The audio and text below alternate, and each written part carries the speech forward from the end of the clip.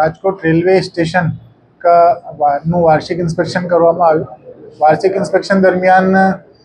દરેક વર્ટિકલ જે અમારા હોય એમાં રેલવેના સિનિયર અધિકારીઓ, જેમાં ડીઆરએમ શ્રી, પછી રેલવેની ટ્રેનોની અંદર ચાલતા આપણા ટીટીના સ્ટાફના એસોસિએશન, અમારા પોલીસ સ્ટાફના દરેક કર્મચારી, સાથે સાથે લોક દરબાર તરીકે જે વ્યક્તિઓ રેલવે સાથે ક્લોઝ કનેક્શન ધરાવે છે, અમુક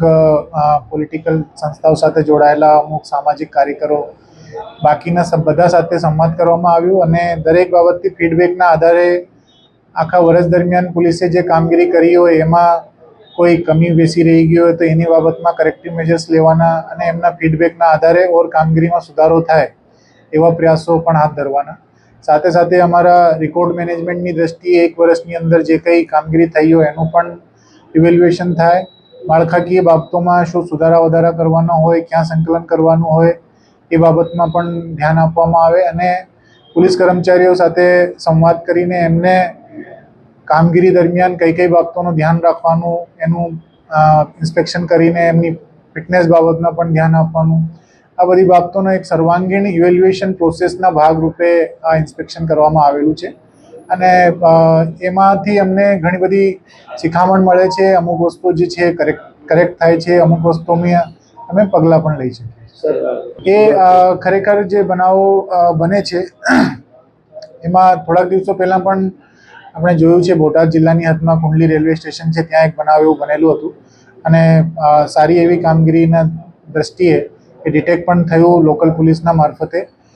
આપના મારફતે હું એટલું કહેવા માગું છું કે આ પ્રકારના જે બનાવ છે એ ગંભીર બનાવોની કેટેગરીમાં ગણવામાં આવે છે।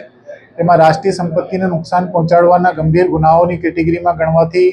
જે વ્યક્તિઓ આવા કાર્યોમાં સંડોવાય એ લોકોને બહુ આકરી સજા કરવામાં આવે છે। એવા કોઈ પણ પ્રયાસો નહીં કરવા જોઈએ। સાથે સાથે અમે એના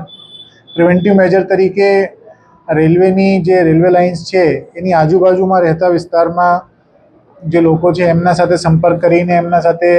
વોટ્સએપના મારફતે ગ્રુપ બનાવી એના સાથે થોડુંક સંકલન વધારીને ભવિષ્યમાં આવા કોઈ બનાવ બનતા અટકાય એટલા માટે આપણને સમયસર માહિતી મળી જાય એના માટે પણ પ્રયાસ અમે હાથ ધર્યા છે। એમાં અમારી જે